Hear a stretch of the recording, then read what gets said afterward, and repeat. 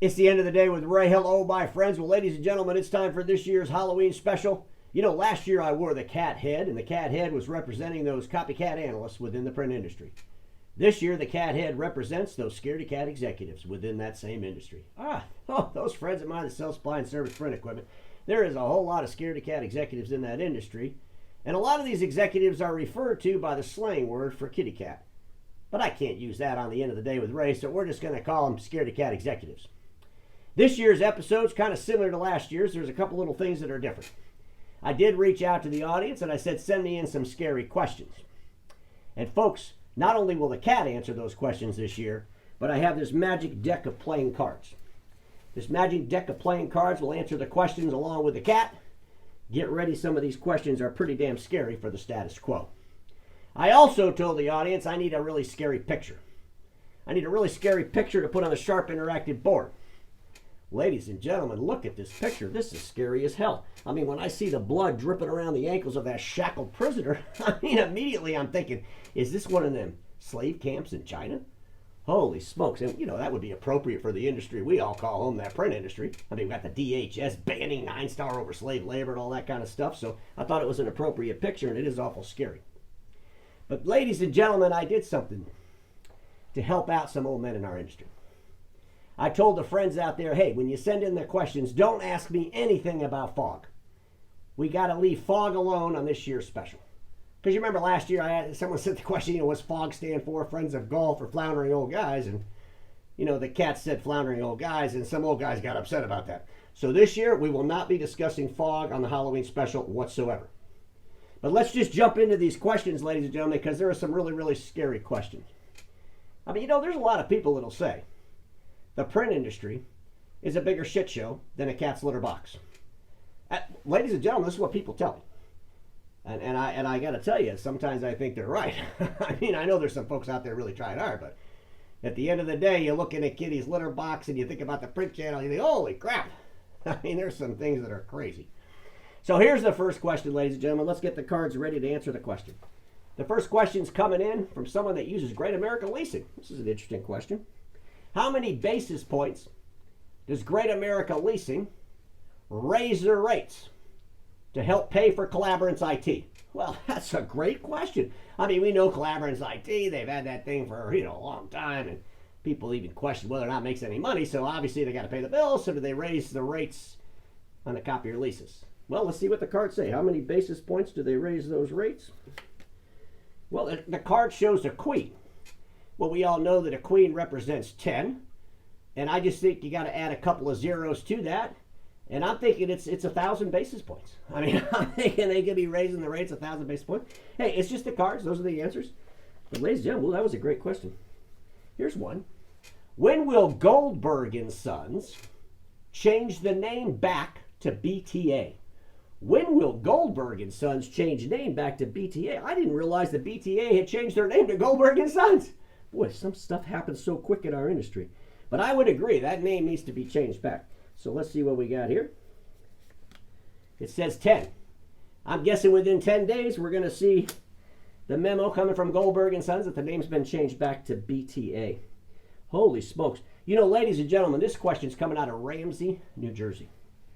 It's from someone at Konica. Konica Minolta. Konica Minolta. Every once in a while I'll do the financials on Konica Minolta.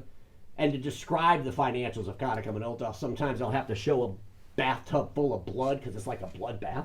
So this question's kind of appropriate. The question is, when will Konica get approved for food stamps for the Ramsey's office cafeteria? Wow. I'm thinking that corporate welfare, we've all heard of it. So obviously, the food in the Konica Minolta cafeteria in Ramsey is getting a little bit limited. And the folks that work there, they want to eat a wholesome meal, and they're hoping this food stamp approval will get approved pretty quick. So let's see what the cards say. When will Konica Minolta be approved for food stamps for the cafeteria's food? 3. Ladies and gentlemen, it could be as quick as 3 days. So within 3 days, we could be eating better at the Ramsey cafeteria at Konica Minolta. Here's another question regarding Konica Minolta. This is kind of interesting. Wow. When will Dex Imaging take over the payments on the Konica Minolta race car? When will Dex Imaging take over the payments on the Konica Minolta race car? Well, obviously, we know the Doyles can afford a few race cars. So that would only make sense. Let's see what the cards say. When will that happen? When will Dex Imaging take over the payments on the Konica Minolta race car? It shows a jack, and we would all know that's a 10. So it can't be like 10 weeks or anything, because if it's more than 10 days, there's going to be a tow truck showing up at the Ramsey office hauling that car away. So I'm thinking it's probably within 10 days. Ladies and gentlemen, here's a question regarding Visual Edge. We all know Visual Edge. The big roll up. Holy smokes. You know, you talk about a litter box. But anyway, ladies and gentlemen, Visual Edge. So Visual Edge had the loan and non-accrual for like a year. Ares Capital, or BD lender, had to take most of their equity in lieu of some debt.